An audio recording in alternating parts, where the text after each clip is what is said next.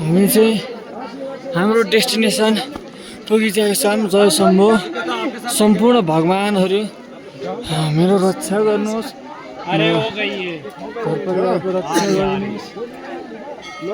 आइसक्यो हामीले जुन फोटोमा हामीले उसमा देख्ने गरेको मन्दिर यही नै हो। जुन हामीले फोटोमा देख्ने गरेको मन्दिर यही नै हो। ल हेर्नुहोस्,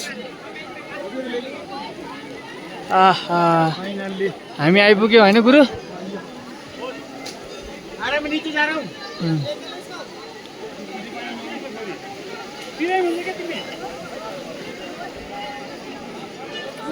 यहाँ चाहिँ नुहाउने हो।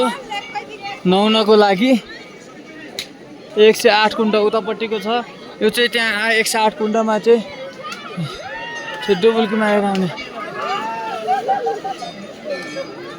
आएर यहाँ खेल्ने ठाउँ जुन हाम्रो यो मुक्तिनाथमा छ है।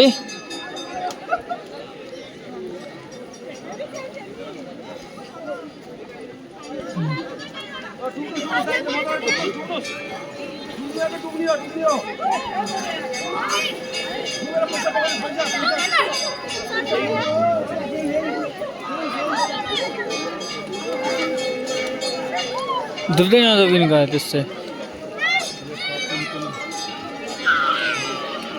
हामी पनि अब एकछिनमा सेन्डुङ्गी गर्ने भनेका छौँ। हामी चाहिँ आइसकेका छौँ। यही नै हो हाम्रो मुक्तिनाथ मन्दिर जुन हामीले मोबाइलमा देखिरहेका छौँ जुन मन्दिर।